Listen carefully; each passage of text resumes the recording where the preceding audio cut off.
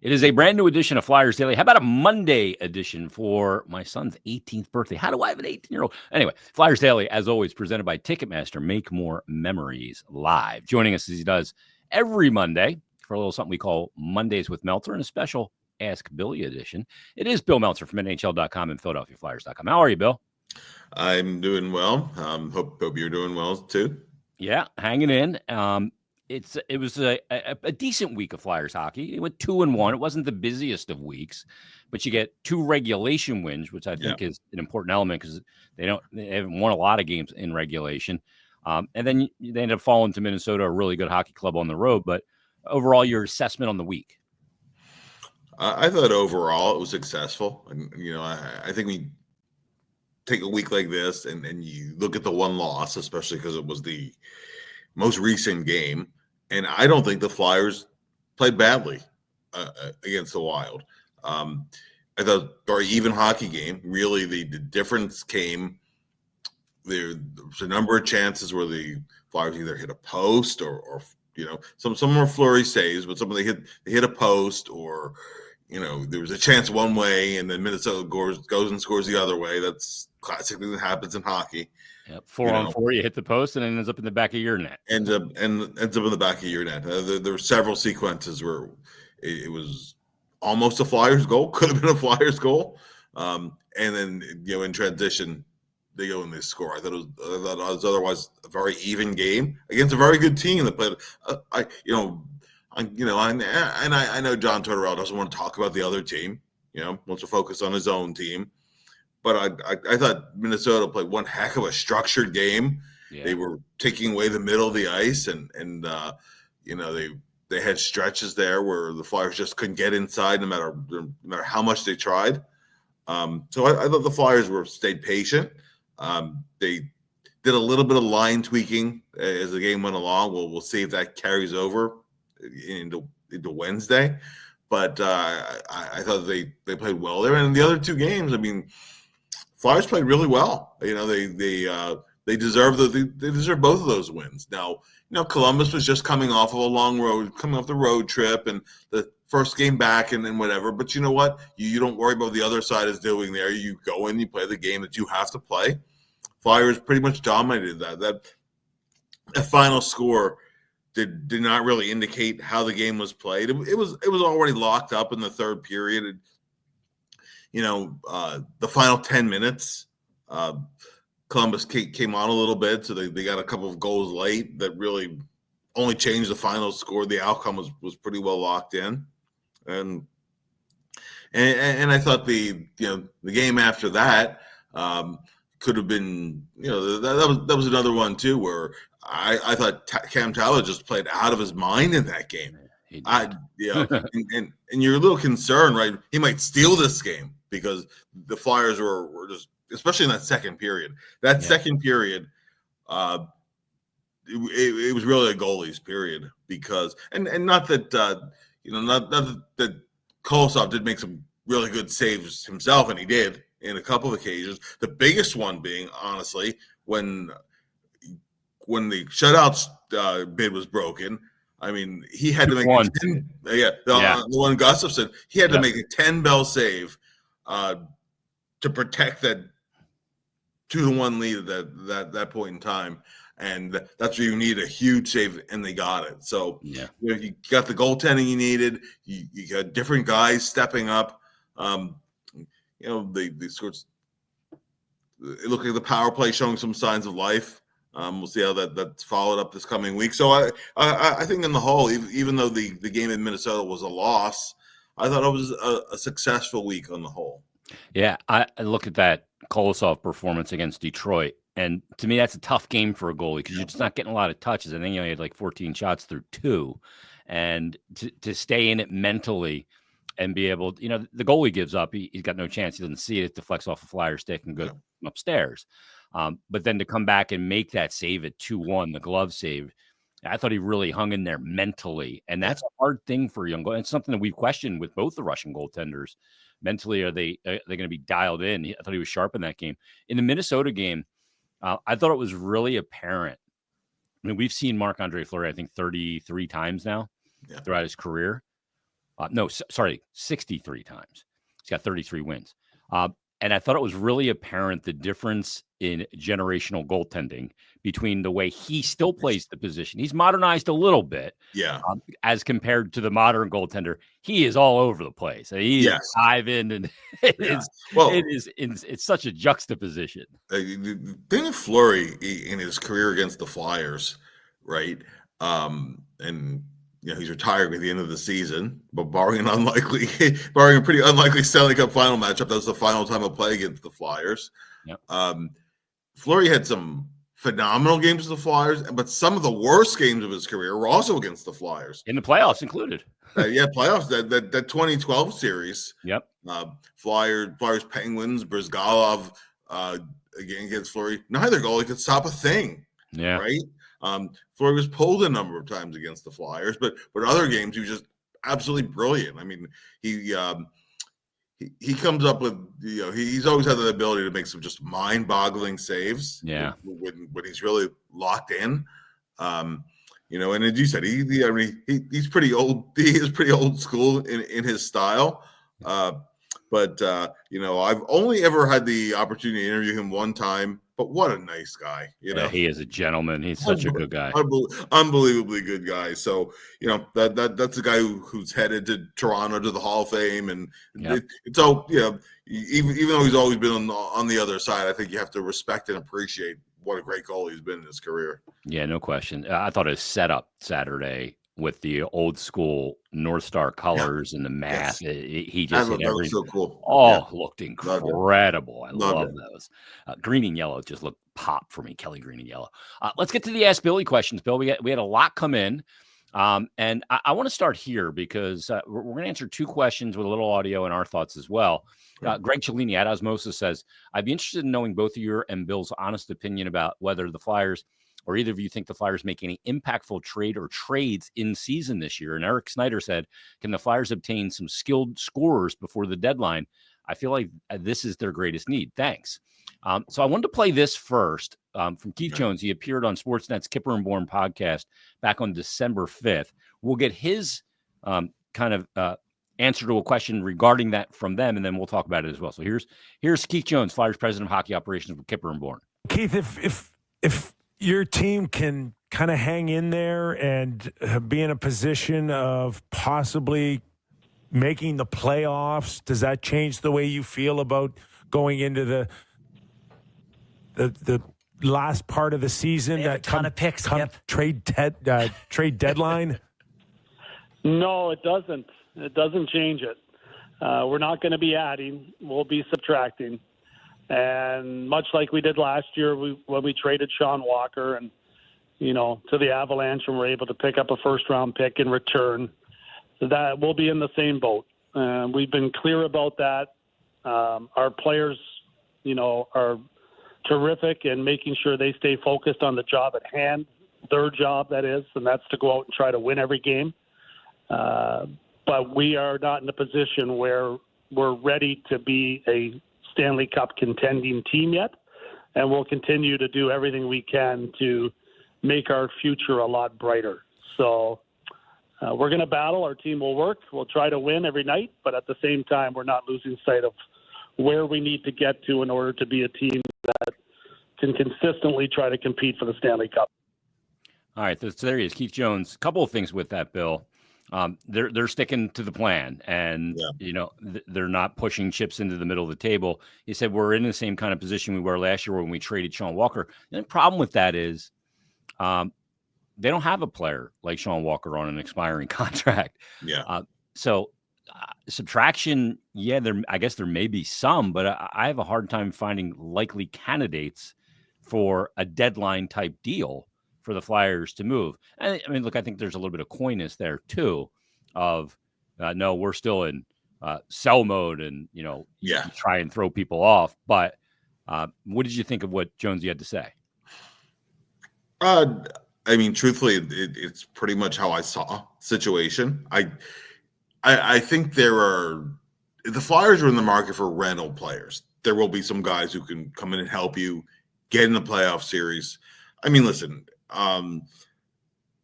the Flyers actually do have a couple of assets they can play with here. right? Yeah, 6 But picks in the top 45 yeah. isn't bad. So, the Flyers actually do have some assets here. I think they'll look at where they are when the deadline's approaching. I don't see any kind of big impact kind of moves happening. If you look at the Flyers' number one need, it still is that kind of number one center. I think the other centers are there behind that. If you have that number one center,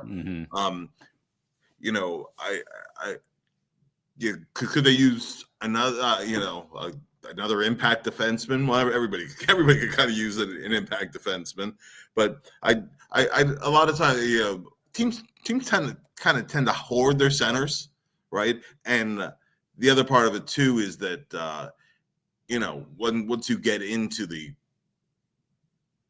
weeds a little bit, right? It often tends to work out where a guy you think you might be able to acquire and extend, he might extend beforehand somewhere else. Yeah. So I think you're always assessing where you are, but that impact center that everybody craves, I don't know that's there to be acquired unless you're just trading so many pieces, where you're taking a loss on a figuring, and it's something we could build around otherwise. You have some good prospects in the system, Jet Luchenko and whatnot. Those guys, they're certainly not looking to move.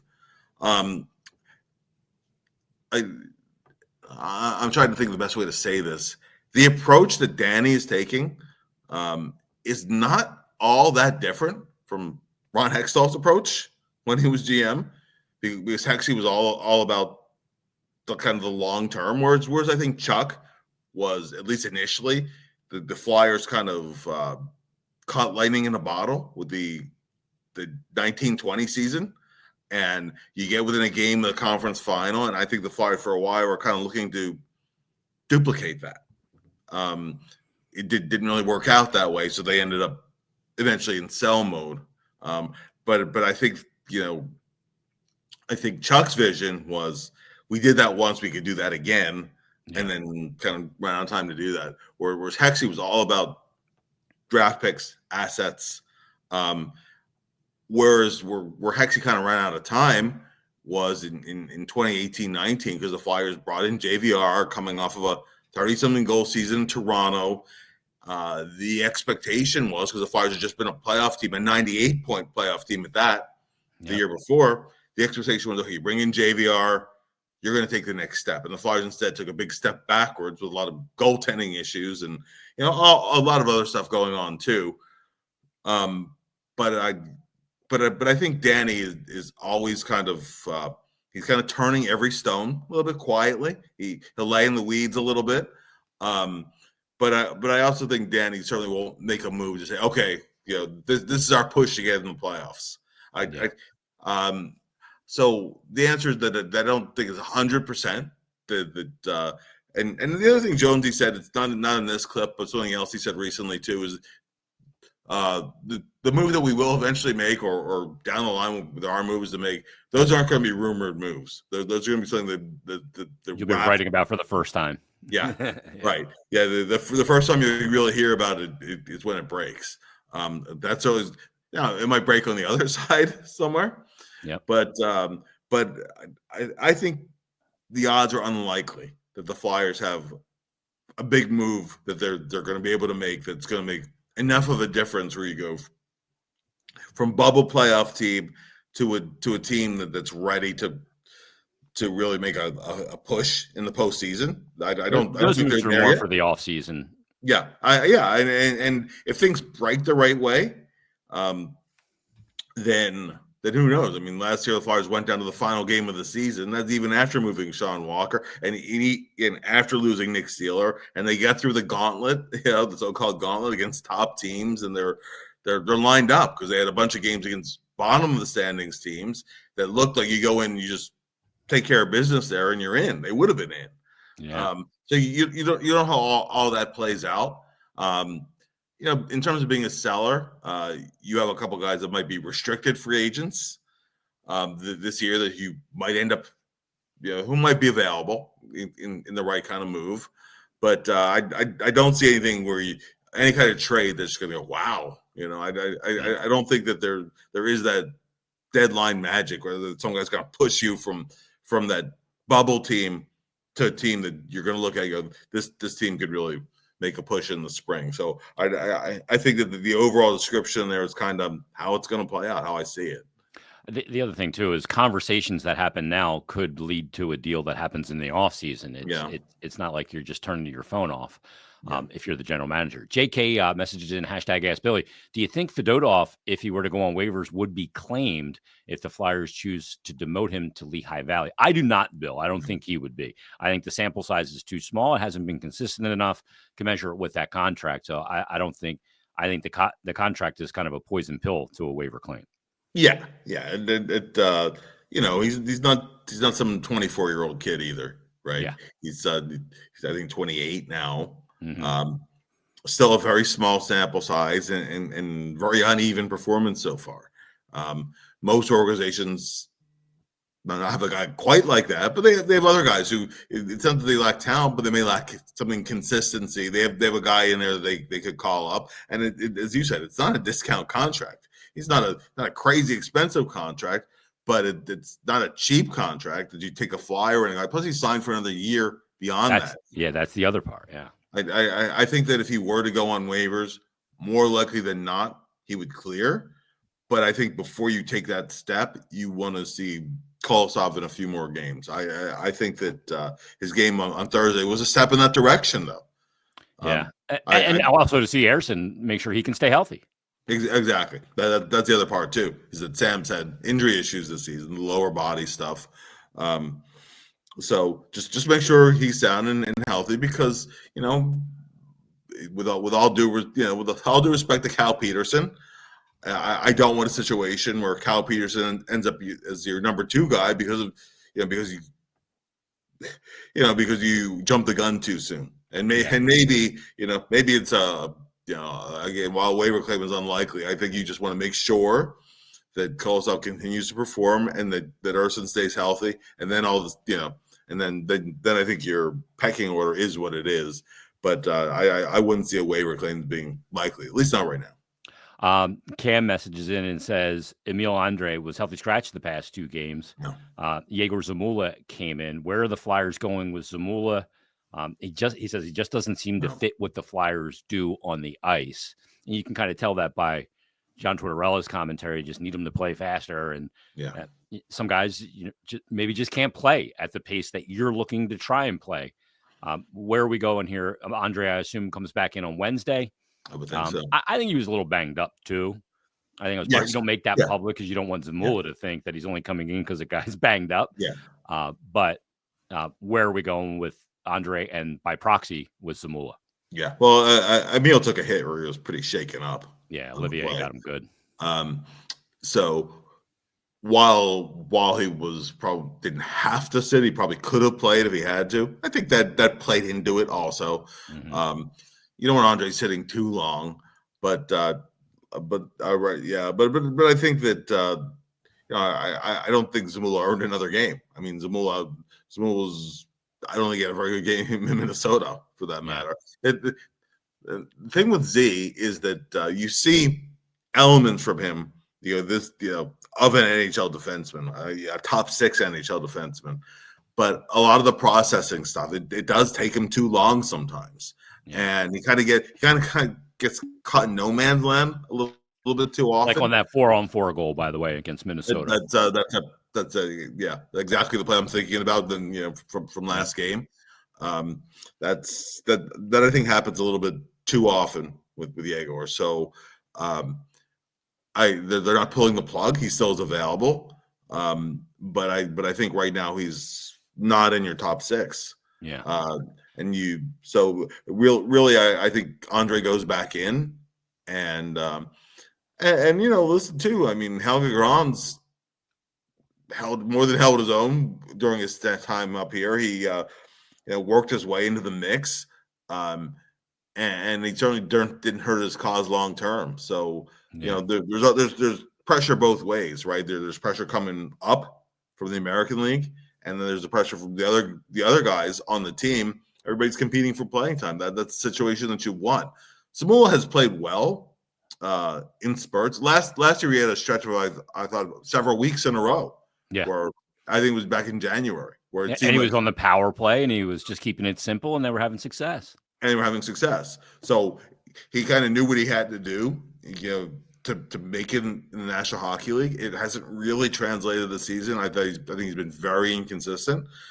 So you don't pull the plug, but I think he has work to do to get back up in the rotation, whether it's injury or other guys not performing or whatever might open that door.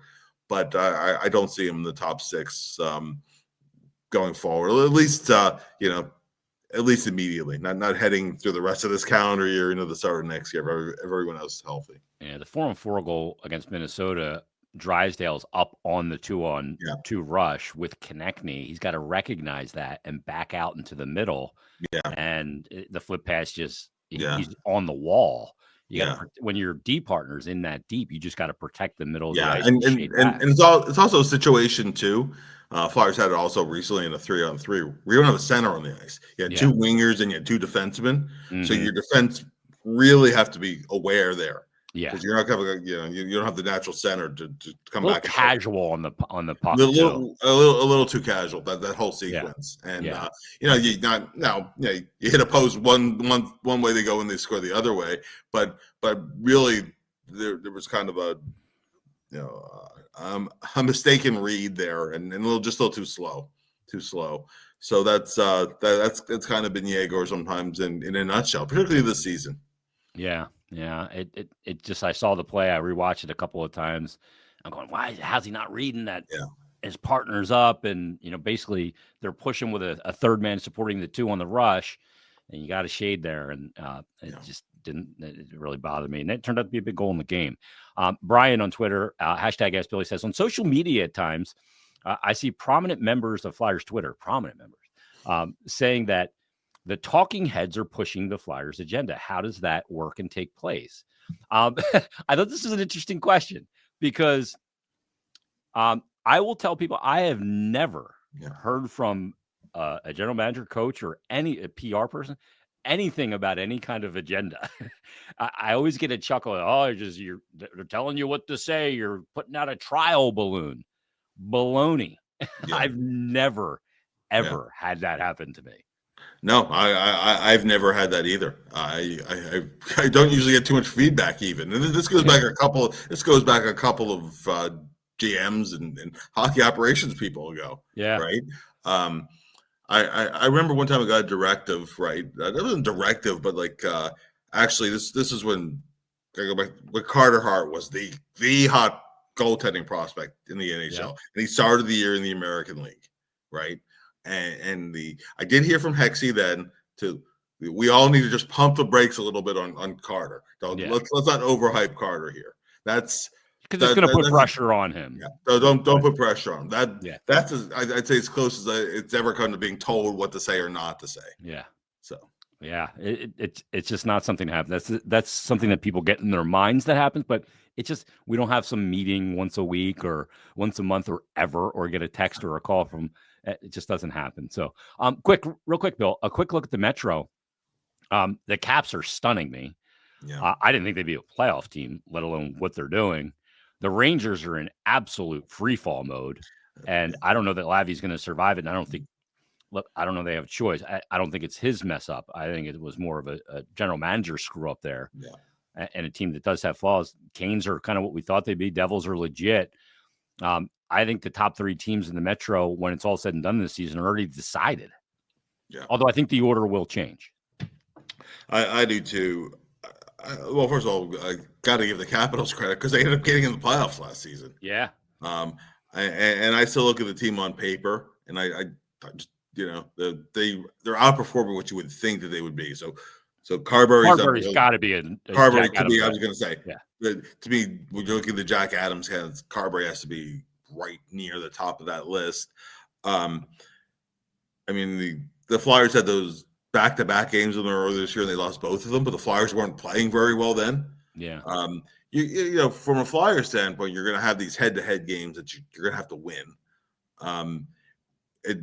As far as the Devils go, they're legit.